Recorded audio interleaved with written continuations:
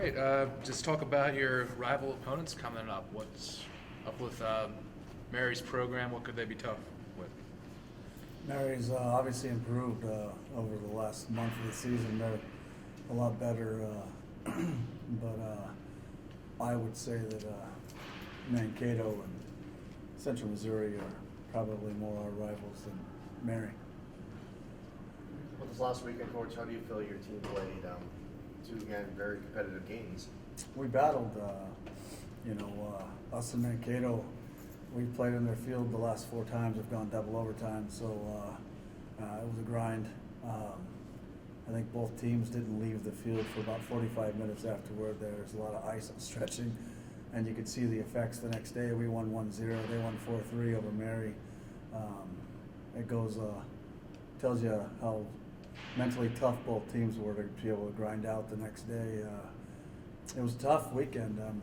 Mankato and Concordia are the top 2 teams in the conference at fouls, so it was extremely physical, and we were down a few players for the Concordia game, but trying to get rested yesterday, so hopefully we're ready for tonight.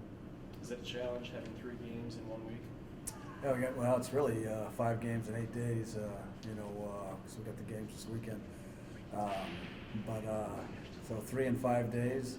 But the definition of mental toughness is knowing that whatever you're going through, your opponent's going through. Mary's on their 3rd game in 5 days, so we're a level playing field, and we'll see how it goes. We've got to grind it out. We're one win away from clinching a share of the conference title, and 4 points away from an outright conference title, and we've earned it. So tonight would be nice to celebrate. The final 3 are at home, so that's got to be a nice feeling too. Yeah, we're good on the turf, but hey, we have 1 preseason loss on a neutral site. We're undefeated on the road. We're undefeated at home. I think we've taken every game, grass, turf, large field, small field, with approach that's the same for both teams, and we've prepared, for whatever grass practicing up on the grass practice field, and we've practiced for our turf games on our field, and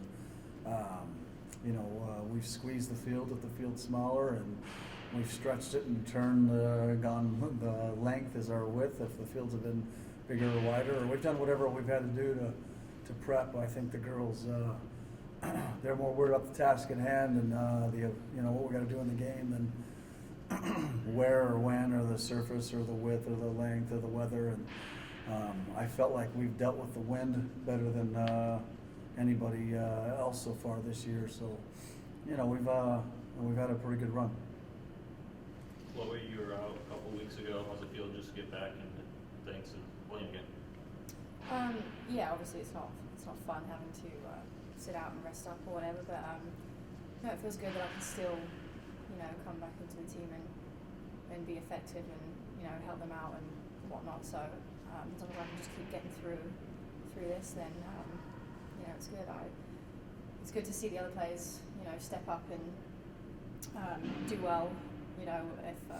If some other players are out, they've been doing a really good job of that. So it's always good to have that confidence in the rest of the team too.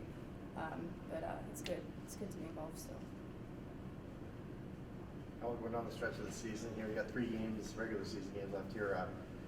Does the team still have that drive to keep pushing and keep getting better each game? Oh yeah, definitely. I mean, I think we were still just as excited to play as the first game of the season. We just absolutely love game day. We look forward to it, no matter who we're playing or where, or the weather, whatever it is. We've had so much fun with it this season. We're really close, especially this year too. So we just enjoy every second out there with each other. So we don't want it to end, but we're going to keep grinding, finish it strong. So. Jason, is this one of the fittest teams you've had in your coaching tenure? Because you have a ton of games right now. You still have to wrap up your outright conference titles and such, and then you have the postseason. I mean, how fast and well does this team play together at this point in the year? We've done well, and we've really spent a lot of time on in the last few weeks prepping the second kids and getting them reps not just in the second group, but we've taken pieces of kids and put them with the first group and got them reps. And it really paid dividends, you know, these last 4 or 5 games with Janelli playing for Chloe, and then we lose Carissa this weekend, and Maritza and Bramsey, gets the game-winning goal against Concordia in that spot.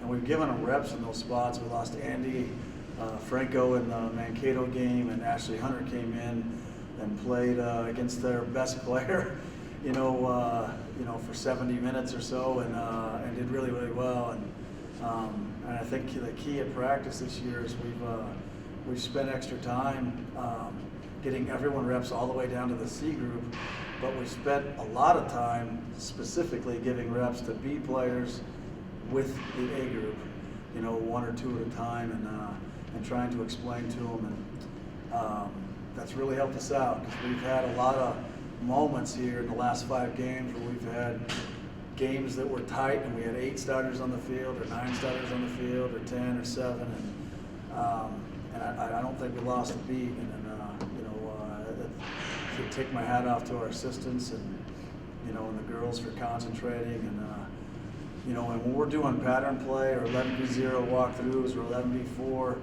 this is the most focused the players on the side have ever been in all the years we've done it. We've had, you know, I'm constantly walking over going, guys, you got to watch this. You know, your moment's going to come, and you got to be ready. And this year's been the best for that, so it's been good.